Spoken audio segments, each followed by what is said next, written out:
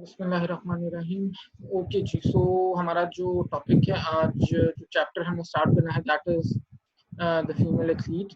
Last जो हमने chapter complete किया था that was weight gain for athletes, और उससे पहले हमने वेट लॉस फॉर एथलीट्स की बात की थी। अच्छा, अब होता ये है बेसिकली कि जब भी हम बात करते हैं एथलीट्स की और हम बात करते हैं एथलीट्स में वेट लॉस की या वेट गेन की, तो फीमेल एथलीट्स थोड़ा सा ज़्यादा वल्नरेबल होती हैं इन चीज़ों के ऊपर because of some natural factors. और उन नेचुरल फैक्टर्स की वजह से जो भी हम डिस्कस भी करेंगे, उनकी वजह से उनका चाहे वेट लॉस की हम बात करें या चाहे हम वेट गेन की बात करें, तो वो मुश्किल भी होता है, और उसकी वजह से उनका जो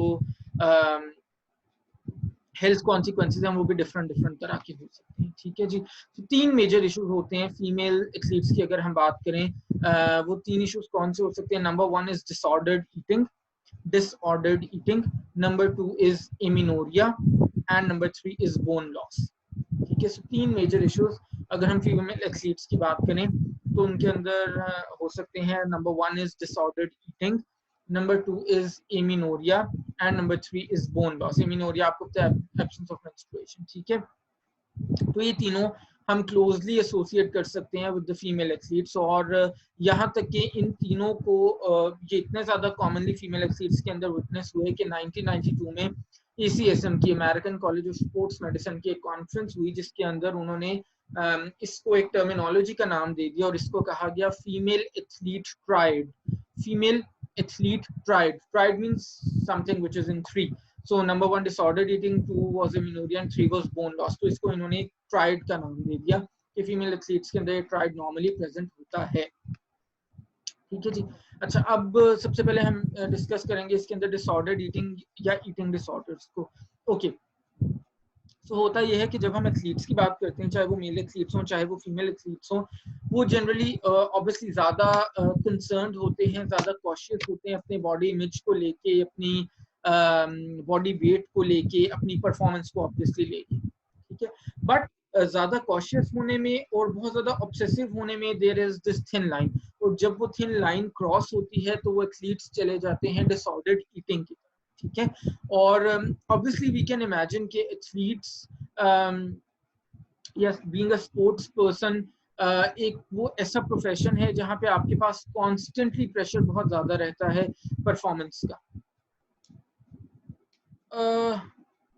मीटिंग पासवर्ड तो बेटे कोई भी नहीं है, आई डोंट नो क्यों नहीं, स्लेट से लॉग इन होना है। स्लेट से अगर लॉग इन आप होगे तो मीटिंग पासवर्ड कोई भी नहीं। अच्छा, तो मैं कह रहा था कि एथलीट्स के लिए, स्पोर्ट्स पर्सन्स के लिए एक कांस्टेंट प्रेशर रहता है ऑब्वियसली परफॉर्मेंस का। अच्छा, वी कैन इमेजिन के वी कैन एक मिनट बेटा, मैं मुझे फिर यहाँ से कॉपी करना पड़ेगा।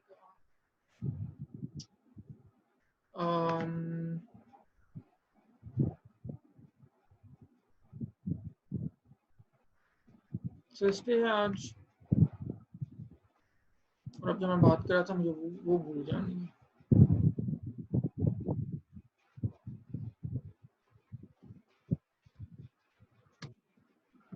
अच्छा जी,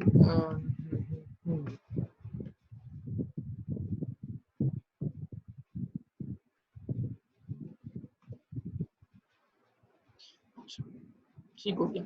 सो फाइनली मैं कहने लगा था कि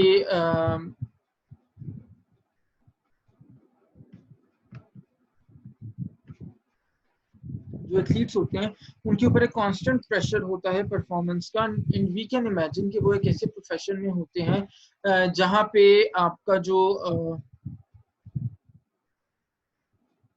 मेरी आवाज कट रही है, बाकी सबको भी लग रहा है।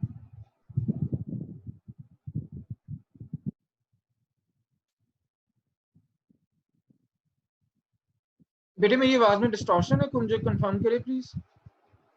नहीं है, नहीं है, ठीक है। नहीं, जैसे कि बेटे आपकी तरफ है कोई प्रॉब्लम, मेरे एंड पे नहीं है प्रॉब्लम। ठीक है, सही है। अब मैं कोई 10वीं बार ये लाइन रिपीट करने लगा कि एथलीट्स के ऊपर एक कांस्टेंट प्रेशर होता है परफॉर्मेंस का, और आज से पहले जब 90s तक प्रिंट मीडिया होता था तो तब भी फिर उसके बाद इलेक्ट्रॉनिक मीडिया आया, उसके बाद अब सोशल मीडिया आ गया। तो आप इमेजिन कर सकते हो बेटे कि वो एक ऐसी स्टेट के अंदर होते हैं जहाँ पे जब भी उनकी परफॉर्मेंस ड्रॉप होती है तो बहुत ज़्यादा बैशिंग की जाती है उनके ऊपर कि जी इस वजह से परफॉर्मेंस नहीं हुई या इस वजह से परफॉर्मेंस नहीं हुई। तो डेफिनेटली वो कांस्टेंट प्रेशर भी हर प्रोफेशन में वो उस तरह से नहीं होता। अब किसी के ऑफिस में अगर परफॉर्मेंस ड्रॉप हुई है तो वो मीडिया पे तो नहीं आ रहा, या यूनिवर्सिटी है या और भी कोई वर्क प्लेस है तो वो मीडिया की कवरेज तो नहीं उसको हो रही। लेकिन एथलीट्स या स्पोर्ट्स पर्सन एक ऐसा प्रोफेशन है होना जहाँ पे हर चीज मीडिया में बहुत ज्यादा हाईलाइट हो रही होती है। तो वो उस परफॉर्मेंस की वजह से उनकी उस स्ट्रेस की वजह से उनके ऊपर एक एडिशनल बर्डन होता है, ठीक है, जिसकी वजह से वो एटलीस्ट होते हैं डिसऑर्डर्ड ईटिंग। अच्छा, अब दोनों टर्म्स के अंदर थोड़ा सा डिफरेंस है, डिसऑर्डर्ड ईटिंग और ईटिंग डिसऑर्डर्स को, which we need to understand. Disordered eating की जब हम बात करते हैं तो वो एक लेस सीवियर फॉर्म है बेटे, यानी जब आपका इरेटिक ईटिंग बिहेवियर होना शुरू होता है। इरेटिक ईटिंग बिहेवियर मीन जब आपका भी ईटिंग बिहेवियर बहुत ज्यादा कांस्टेंट नहीं होता, कभी आप ज्यादा खा रहे होते हो, कभी आप कम खा रहे होते हो, कभी आपके मूड स्विंग्स की वजह से ईटिंग चॉइसेस जो हैं वो आपकी डिफर कर रही होती हैं, तो उसको हम कहते हैं कि डिसऑर्डर्ड ईटिंग हो रही है। जब डिसऑर्डर्ड ईटिंग बहुत ज्यादा सीवियर हो जाए तो it can take the form of eating disorder, ठीक है। यानी हम ये कह सकते हैं इन अदर वर्ड्स कि disordered eating is a less severe form और eating disorder is a more severe form, ठीक है। और ईटिंग डिसऑर्डर को हम ऐसे भी डिफाइन कर सकते हैं कि distorted pattern of thinking and behaviour about food, ठीक है, इसको हम ईटिंग डिसऑर्डर कहते हैं, ठीक है। अच्छा, डिसऑर्डर्ड ईटिंग जब भी होती है तो it comes out to be as one of the major risk factors for the development of amenorrhea.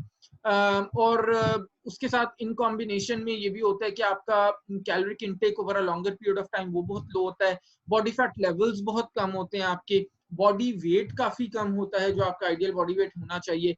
फिर ये है कि एथलीट्स हैं तो जाहिर है उनका जो ट्रेनिंग वॉल्यूम है वो भी बहुत ज्यादा होता है, या ट्रेनिंग वॉल्यूम अगर ज्यादा नहीं है तो ट्रेनिंग की जो इंटेंसिटी है वो बहुत ज्यादा हो सकती है। फिर इसी तरह से जैसे मैंने कहा कि एथलीट्स के ऊपर एक कांस्टेंट साइकोलॉजिकल स्ट्रेस होता है परफॉर्मेंस का और वो मीडिया में हाईलाइट होने का। और जाहिर है जब से सोशल मीडिया का एडवेंट हुआ है, खास तौर पे कोई भी बंदा उठ के किसी को कुछ भी कह देता है तो वो सारे प्रेशर्स जो हैं वो भी उनके ऊपर होते हैं, उसकी वजह से एक एडिशनल स्ट्रेस होता है। तो ये सारी चीजें उनको डिसऑर्डर्ड ईटिंग की तरफ लेके जा सकती हैं। अब अगर हम जरा ईटिंग डिसऑर्डर्स की बात करें तो ईटिंग डिसऑर्डर्स, जब डिसऑर्डर्ड ईटिंग बहुत ज्यादा सीवियर होगी तो ईटिंग डिसऑर्डर्स बन गया, जिसमें सबसे ज्यादा कॉमन एथलीट्स के अंदर एनोरेक्सिया नर्वोसा, बुलिमिया नर्वोसा, और इसी तरह से इवन जो कंपल्सिव ईटिंग है वो भी बहुत ज्यादा कॉमन है, ठीक है। तो थोड़ा सा डिस्कस कर लेते हैं कि क्या क्या होती हैं चीजें। अच्छा, अब एक चीज तो ये है कि ईटिंग डिसऑर्डर्स की जब हम बात करते हैं तो आपने इस चीज को माइंड में रखना है कि ईटिंग डिसऑर्डर्स सिर्फ न्यूट्रिशन रिलेटेड डिसऑर्डर्स नहीं है, बल्कि प्राइमरीली ये साइकोलॉजिकल डिसऑर्डर्स है, ठीक है। साइकोलॉजी के अंदर एक हम टर्म यूज करते हैं, उसको हम कहते हैं DSM, diagnostic and statistical manual, DSM, diagnostic and statistical manual. ये बेटा एक पब्लिकेशन है, ये आपको ऑनलाइन भी बड़ी आसानी से मिल जाती है, आप अगर इंटरेस्टेड हो आप जाके देख सकते हो। डीएसएम एक पब्लिकेशन है, साइकोलॉजिस्ट इसको यूज करते हैं, जिसके अंदर बेसिकली जितने भी इस्टेब्लिश्ड साइकोलॉजिकल डिसऑर्डर्स हैं उनका डायग्नोसिस है, उनके साइंस और सिम्टम्स हैं, उनका ट्रीटमेंट है। यानी एक साइकोलॉजिस्ट के पास यानी एक साइकोलॉजिस्ट के पास जो भी मोड ऑफ ट्रीटमेंट होता है किसी भी डिसऑर्डर को लेके, वो क्या होता है, किस तरह के पेशेंट को, किस एज ग्रुप के पेशेंट को किस साइकोलॉजिकल डिसऑर्डर के साथ किस तरह उसने ट्रीट करना है, तो पूरी की पूरी इंफॉर्मेशन उस मैनुअल के अंदर, उस पब्लिकेशन के अंदर होती है, ठीक है। तो वहां पे हमारे जितने भी न्यूट्रिशन से रिलेटेड ईटिंग डिसऑर्डर्स हैं ये सारे उस डीएसएम के अंदर रिकॉग्नाइज्ड हैं। यानी जो डायग्नोस्टिक एंड स्टैटिस्टिकल मैनुअल है वो एनोरेक्सिया नर्वोसा को, बुलिमिया नर्वोसा को, कंपल्सिव ईटिंग को, इन सारे डिसऑर्डर्स को कंसिडर करता है प्रॉपर साइकोलॉजिकल डिसऑर्डर्स, ठीक है। तो इन अदर वर्ड्स आपने ये भी याद रखना है कि जब भी आपने बात करनी है ईटिंग डिसऑर्डर्स की तो उसका ट्रीटमेंट डाइटिशियन तो करेगा, डाइटिशियन से ज्यादा कंसर्न उसका जो ट्रीटमेंट है वो साइकोलॉजिस्ट के पास है, ठीक है। आई होप कि हमने क्लास में भी शायद ये डिस्कस किया होगा कि साइकोलॉजिस्ट और साइकेट्रिस्ट का मोड ऑफ ट्रीटमेंट बिल्कुल डिफरेंट होता है। साइकेट्रिस्ट का एमबीबीएस का बैकग्राउंड होता है, वो फार्माकोलॉजिकल ट्रीटमेंट करता है।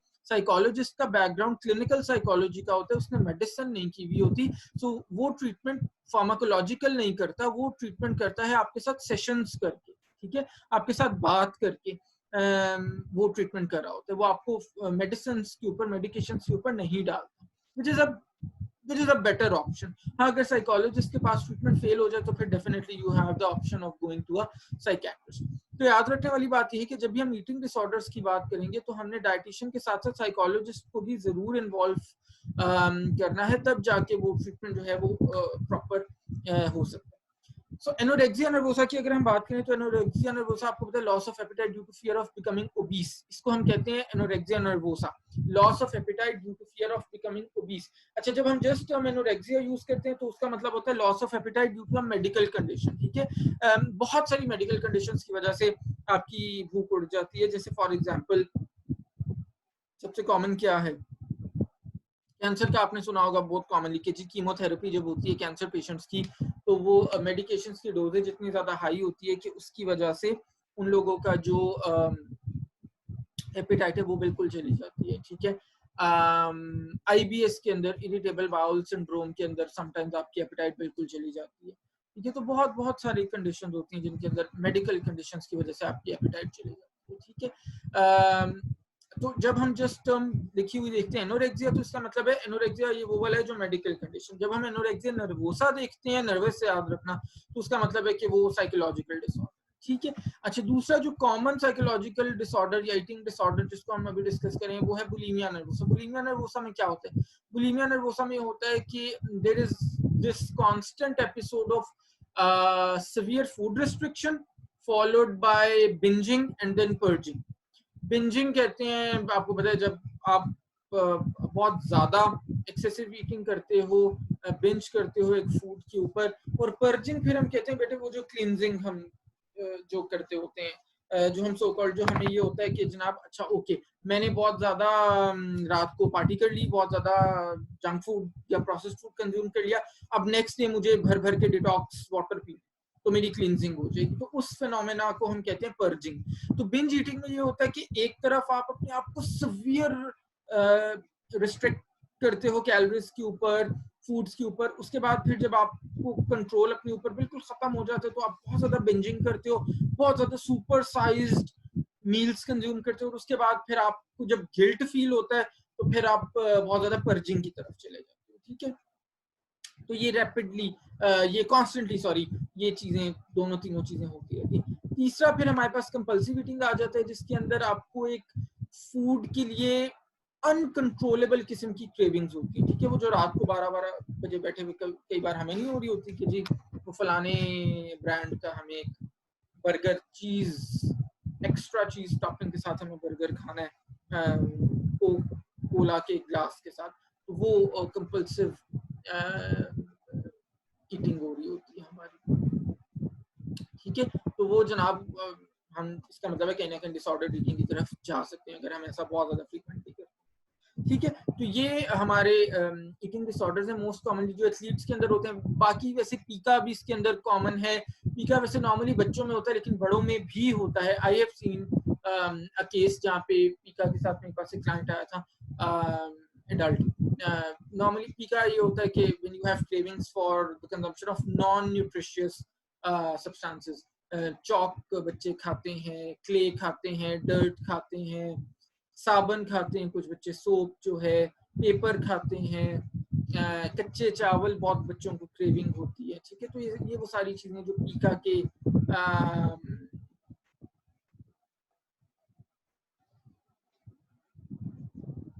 पीका के जो पेशेंट्स हैं वो उनके साथ ये प्रॉब्लम्स होते हैं। अच्छा, ये साइकोलॉजिकल डिसऑर्डर्स जो या ईटिंग डिसऑर्डर्स जो हैं इनको बहुत ज्यादा लाइट भी नहीं लेना चाहिए, बड़े अच्छे भले इनके हेल्थ कॉन्सिक्वेंसेस हो सकते हैं। पीका के केस में भी अगर बच्चों को बहुत ज्यादा पीका का प्रॉब्लम हो तो अच्छा भला न्यूट्रिशनल डिफिशिएंसीज उनकी हो सकती हैं, और काफी ज्यादा मैल न्यूट्रिशन की तरफ ऐसे बच्चे जा सकते हैं। अच्छा, इसी तरह से फिर एक और कैटेगरी एडनॉस हम उसको कहते हैं, eating disorders not otherwise specified, eating disorders not otherwise specified, EDNOS हम उसको कहते हैं। so, जिसके अंदर समटाइम्स आप एनोरेक्सिया नर्वोसा की तरफ होते हैं, समटाइम्स फिर आप बुलिमिया की तरफ आ जाते हैं, फिर जनाब आप ये है कि वापस एनोरेक्सिया की तरफ, कभी कंपल्सिव ईटिंग होती है। तो जब बहुत ज्यादा आपके साइन सिम्टम्स वेरी कर रहे होते हैं, शिफ्ट कर रहे होते हैं, तो हम फिर उसको एडनॉस की कैटेगरी में प्लेस करते हैं कि जी ये एडनॉस में, ठीक है। अच्छा, are female athletes more likely to develop disordered eating? Yes, जो हमने अभी सारी रीजंस डिस्कस किए, डेफिनेटली फीमेल एथलीट्स के जो ईटिंग डिसऑर्डर्स होने के चांसेस या डिसऑर्डर्ड ईटिंग होने के चांसेस हैं वो ज्यादा हैं। उसका कोई एक कॉज नहीं है, उसके डिफरेंट कॉजेज हैं जो हमने अभी डिस्कस भी किए हैं। एक बिलीफ ये भी होता है कि जी जितना बॉडी वेट कम होगा उतनी हमारी एथलेटिक जो परफॉर्मेंस है, स्पोर्ट्स में परफॉर्मेंस है, वो इनहेंस होगी। फिर ये है कि कुछ समटाइम्स ये होता है कि कुछ स्पोर्ट्स बहुत ज्यादा डिमांडिंग होते हैं, उसमें कोचेस की तरफ से अनड्यू प्रेशर भी आ रहा होता है, उसकी वजह से फीमेल एथलीट्स ज्यादा प्रोन होती हैं ऐसी चीजों पे। फिर ये होता है कि जनाब समटाइम्स ये होता है कि फीमेल एथलीट्स फीमेल्स थोड़ा सा ज्यादा कॉन्शियस भी होती हैं इन जनरल, वो एथलीट्स नहीं भी हैं तो अपने बॉडी इमेज को लेके, बॉडी शेप को लेके, बॉडी वेट को लेके। तो अगर उसके ऊपर एक फीमेल चूज करती है टू बी एन एथलीट, तो जाहिर है वो इन कॉम्बिनेशन वो उसका फीमेल वाला जो वल्नरेबिलिटी है टुवर्ड्स डिसऑर्डर्ड ईटिंग और फिर बीइंग एन एथलीट, वो दोनों कंबाइन कर जाती है, ठीक है। तो वो फिर वो भी रीजन हो सकता है। अच्छा, इसके अंदर ये भी याद रखना है कि जब डिसऑर्डर्ड ईटिंग या ईटिंग डिसऑर्डर्स बेटे होते हैं तो वो आपको फिर आपकी बॉडी केमिस्ट्री को भी डिस्टॉर्ट कर सकते हैं। यानी कि बहुत सारी स्टडीज ने ये देखा है कि जिन एथलीट्स में एनोरेक्सिया है उनको जिंक डेफिशिएंसी 50% से ज्यादा ऐसे एथलीट्स जिनको एनोरेक्सिया नर्वोसा होता है उनके अंदर जिंक डेफिशिएंसी भी ज्यादा होती है। कॉमन सेंस की बात है, वी कैन इमेजिन कि जाहिर है वो एनोरेक्सिया नर्वोसा में बहुत ज्यादा रिस्ट्रिक्टिव ईटिंग कर रहे हैं, तो जाहिर है मिनरल या विटामिन की डेफिशिएंसी बहुत ज्यादा कॉमन है, ठीक है। तो ये चीज भी आपने अपने माइंड में रखी। अच्छा, फिर कुछ सर्टेन स्पोर्ट्स ऐसे हैं which put female athletes at an increased risk of disordered eating और ईटिंग डिसऑर्डर्स। जैसे कि तीन कैटेगरीज के स्पोर्ट्स हैं जो बड़े ज्यादा इफेक्ट करते हैं, पेज नंबर 146 के ऊपर दिया भी हुआ है। लीन स्पोर्ट्स की अगर हम बात करें जिसके अंदर डिस्टेंस रनिंग है या साइकिलिंग है, डिस्टेंस रनिंग जैसे मैराथन रनिंग होती है या साइकिलिंग है, तो ये बेटे वो वाले स्पोर्ट्स हैं जिसके अंदर ऑब्वियसली अगर एथलीट का वेट बढ़ता है, इनफैक्ट अगर वो मेल एथलीट भी इवन है, it's not only about female athletes, तो उसका परफॉर्मेंस में जाहिर है डिप आएगी, ड्रॉप आएगी, गुजारा उसका हो ही नहीं सकता। तो उस बेचारे को मेंटेन करना ही है अपना कुछ भी करके, मेल है या फीमेल है। दूसरे नंबर पे जो कैटेगरी आ जाती है जो हाई रिस्क के ऊपर है वो एस्थेटिक स्पोर्ट्स की है, जैसे जिम्नास्टिक्स है। पाकिस्तान या साउथ एशिया में तो बहुत ज्यादा एस्थेटिक स्पोर्ट्स फेमस नहीं है या बहुत ज्यादा नहीं हमारे पास कॉमन, लेकिन जैसे आपने माइट बी आपने न्यूज में कभी सुना हो या ओलंपिक्स में आपने देखा हो, जो रशिया है या सेंट्रल एशियन स्टेट्स हैं, यूरोपियन कंट्रीज हैं, यूएस कनाडा है, उनके अंदर ये जिम्नास्टिक्स वगैरह बहुत ज्यादा कॉमन है। या फिगर स्केटिंग हो गई, आपने वो देखा एक बड़ा सा एक आइस का पैच होता है जिसके अंदर वो स्केटिंग करनी होती है, और नॉर्मली वो कपल्स की फॉर्म में करते हैं स्केटिंग, और उसके अंदर फिर उन्होंने they have to maintain their balance और उसकी बेसिस पे उनकी स्कोरिंग होती है। या फिर इसी तरह बॉडी बिल्डिंग और वेट लिफ्टिंग, वो तो खैर यहाँ साउथ एशिया में भी बहुत कॉमन है, वो भी एस्थेटिक स्पोर्ट्स के अंदर आते हैं। सिंक्रोनाइज स्विमिंग या सिंक्रोनाइज डाइविंग, हाँ ये इवन ओलंपिक्स के अंदर दोनों इंक्लूडेड होते हैं। सिंक्रोनाइज्ड स्विमिंग या सिंक्रोनाइज डाइविंग के अंदर ये होता है, डाइविंग में जैसे फॉर एग्जांपल एक रैंप से आपने डाइव करना होता है पूल के अंदर, और वो फिर आपका बैलेंस, जब आप पूल को हिट कर रहे हैं, वाटर को हिट कर रहे हैं, तो उस वक्त आपका बैलेंस, बॉडी किस तरह से पॉइज्ड है, वो सारी चीजों के ऊपर आपकी रैंकिंग होती है। और सिंक्रोनाइज डाइविंग में ये होता है कि दो diverse at the same time dive करते हैं, तो जब उन्होंने रैंप को छोड़ा है उस वक्त उनकी बॉडी मूवमेंट क्या है, जब उन्होंने वाटर सरफेस को टच किया है तो पहले कौन कर रहा है, बाद में कौन कर रहा है, या एग्जैक्टली सेम टाइम पे उनका हेड हिट कर रहा है वाटर सरफेस को, ये सारी चीजें फिर सिंक्रोनाइज डाइविंग के अंदर आती है, या स्विमिंग के अंदर भी ऐसे ही होता है। थर्ड नंबर पे जो है वो वेट कैटेगरी स्पोर्ट्स हैं जो हम पहले भी डिस्कस कर चुके हैं, जिनके जैसे रेसलिंग है, जूडो है, कराटे है, बॉक्सिंग है। ये सारे वो वाले स्पोर्ट्स हैं जिसमें डिफरेंट डिफरेंट वेट कैटेगरीज के अंदर आप कम्पीट करते हैं। तो अगर आपने आपकी वेट कैटेगरी से आप ज़्यादा ऊपर चले गए हैं या वेट कैटेगरी से कम नीचे आ गए हैं तो फिर डेफिनेटली आप उस कैटेगरी में पर्टिकुलर में कम्पीट नहीं कर सकते, और जाहिर है वो भी फिर ऐसे स्पोर्ट्स में भी जो इन्वॉल्व हैं एथलीट्स, उनके लिए भी एक कांस्टेंट प्रेशर है to keep up with their body. ठीक है जी, what are the warning signs? क्या वार्निंग साइंस हो सकते हैं एथलीट्स के लिए कि जनाब वो डिसऑर्डर ईटिंग की तरफ तो नहीं जा रहे? This is something important. Page number 148 पे दो टेबल्स दिए हुए हैं एनोरेक्सिया नर्वोसा के लिए और बुलिमिया नर्वोसा के लिए, तो उसको हम थोड़ा सा डिस्कस कर लेते हैं। अच्छा जी, characteristics of anorexia nervosa, page number is 148, table is 11.2। मेरा ख्याल है मैं पहले अटेंडेंस मार्क कर लूँ, कुछ लोग का मैसेज आना शुरू हो गया क्योंकि हमें अटेंडेंस मार्क नहीं हुई। क्यों मार्क नहीं हुई बेटे? अच्छा जी, अटेंडेंस अटेंडेंस।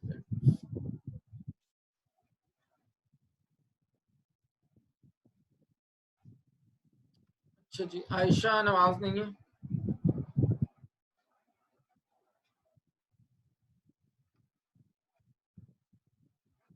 फरवा है,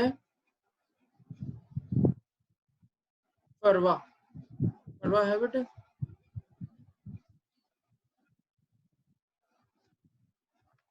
नहीं, इरम भी नहीं है,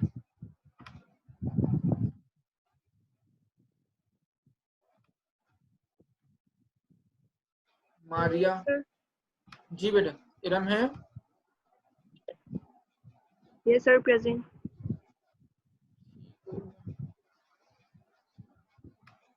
फरवा भी है, ओके।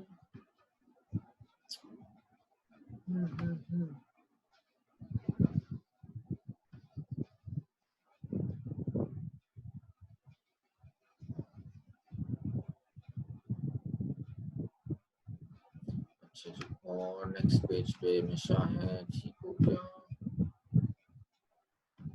साबिर नहीं है, ये साबिर बहुत ज्यादा एब्सेंट नहीं है, क्या चक्कर है?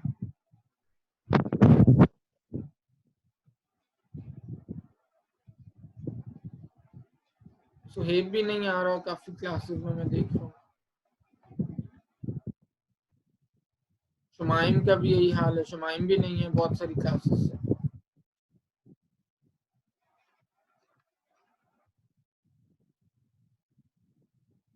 ठीक है बेटा, इरम लगा दिया मैंने।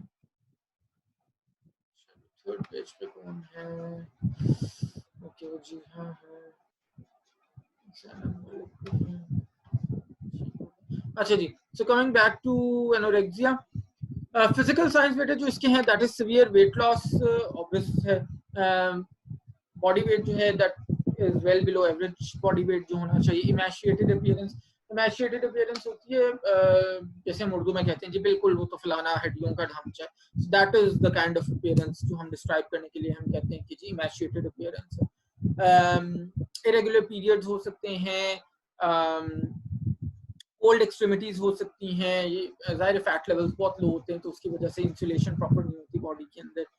ठीक है जी, रेस्टलेसनेस होती है, ड्राई और पेल स्किन होती है। साइकोलॉजिकल साइंस की अगर हम बात करें एनोरेक्सिया नर्वोसा की, तो बहुत ज़्यादा ऑब्सेसिव ऑब्वियसली होते हैं ऐसे लोग about food and dieting and body fat.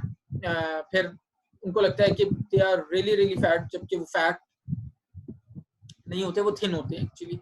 They claim themselves to be fat।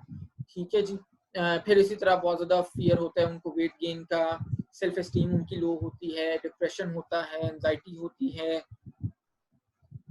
बहुत ज़्यादा परफेक्शनिज्म की तरफ होते हैं वो लोग। ठीक है, सोशल विथड्रॉल, फिर अगर बहुत सीवियर हो जाए तो they don't like to go to social gathering, so much so कि इवन अपने घर में भी बहुत ज़्यादा अलग थलग रहना पसंद करते हैं। बिहेवियरल साइंस की अगर हम बात करें तो obviously they eat very little, exercise बेइंतहा करते हैं कि जी हमारा बीइंग ओवर कॉशियस कि हमारा बॉडी इमेज बॉडी वेट ठीक रहे।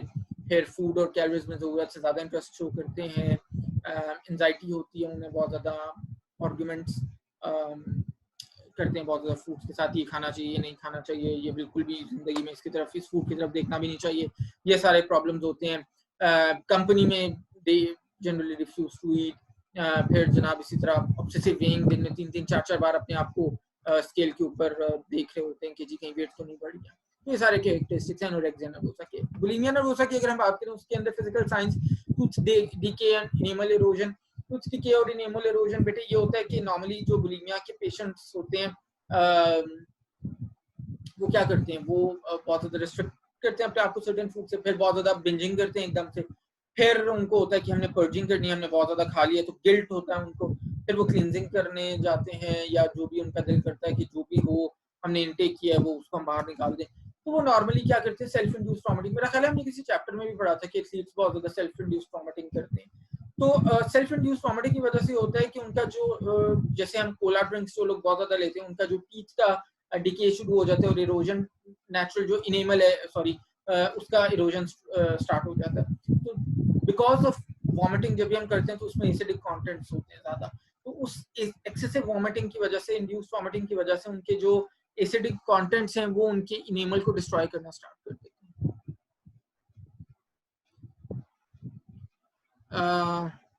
ठीक है, तो अच्छा, फिर इसी तरह से जनाब वेट की फ्लक्चुएशन उनकी बहुत, क्योंकि बुलिमिया में प्रॉब्लम ये होता है कि सर्टेन एपिसोड में बहुत ज़्यादा खा रहे होते हैं, सर्टेन एपिसोड में वो बिल्कुल रिस्ट्रिक्ट कर लेते हैं अपने आप को, तो उनकी वेट की फ्लक्चुएशन सडनली 5-6 केजेस गेन हो जाता है कुछ दिनों में, सडनली 5-6 केजेस लूज हो जाता है 2-3 दिनों के अंदर। तो ये होता है। फिर aberrations on knuckles from self induced vomiting, यानी वो नकल्स, वो फिंगर का वो पार्ट जहाँ पे वो हैंड से अटैच हो रहा है, तो वो सेल्फ इंड्यूस्ड वॉमिटिंग कर करके वो जख्मी हो जाती हैं। मेंस्ट्रुअल इरेगुलरिटीज हो सकती हैं, मसल क्रैम्प्स हो सकते हैं, और ऑब्वियसली वॉमिटिंग बहुत ज़्यादा करते हैं तो डिहाइड्रेशन भी नेचुरल है। साइकोलॉजिकल सिम्टम साइंस की अगर हम बात करें तो सेल्फ एस्टीम ज़ाहिर कम होती है बेटे, इंपल्सिव हो जाते हैं बहुत ज़्यादा, डिप्रेशन एंजाइटी के सिम्टम्स होते हैं, फिर अपने बॉडी इमेज को लेके they are all the time dissatisfied, और हर वक्त उनको they are preoccupied with the thoughts concerning the food, their body weight, their body image, ये सारी चीज़ों को लेके। लास्टली अगर बुलिमिया की हम बिहेवियरल साइंस की बात करें तो बिंजिंग बहुत ज़्यादा वो करते हैं, समटाइम्स सो मच सो कि दिन में 5000 कैलोरीज कंज्यूम कर लेंगे। फिर गिल्ट की फीलिंग उनके अंदर बहुत ज़्यादा होती है, ये बड़ा कॉमन साइन होता है। पर्जिंग करते हैं, जैसे मैंने बताया, वॉमिटिंग से, लेक्सेटिव्स को बहुत ज़्यादा यूज करके सो दैट स्टूल ज़्यादा पास हो। फ्रीक्वेंट वेइंग ये लोग भी करते हैं। सीक्रेटिव ईटिंग करते हैं, छुप के खाते हैं कि जी पता नहीं, as if it is a kind of shame और something to be guilty of कि अगर वो खाना खा रहे हैं लोग सामने में, स्टील फूड। फिर ऑब्वियसली तो ये सारे वो प्रॉब्लम्स हैं जो ऐसे लोगों में कॉमन होते हैं जिनको बुलिमिया नर्वोसा का। ठीक है जी, सो होपफुली आप लोग को क्लियर हो गया होगा एनोरेक्सिया और बुलिमिया के अंदर जो डिफरेंस है। ठीक है बेटे, सो इस सेशन को हम यहीं पे ख़त्म करते हैं। कोई क्वेश्चन है अगर जो हमने अभी तक डिस्कस किया तो वो आप पूछ सकते हो, बाकी फिर हम नेक्स्ट सेशन के अंदर कंटिन्यू करते हैं।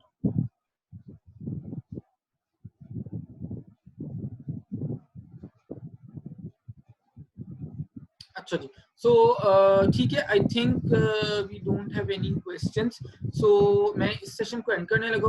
10 मिनट के बाद बेटे हम दोबारा ज्वाइन इन करते हैं। मैं थोड़ा सा, मेरा भी बोल बोल के गला बैठने के करीब है। ठीक है, 10 मिनट के बाद दोबारा आते हैं, थोड़ा सा गले को रेस्ट मिल जाए और फिर इसी टॉपिक को कंटिन्यू। ठीक है बेटे, ओके, अल्लाह हाफ़िज़।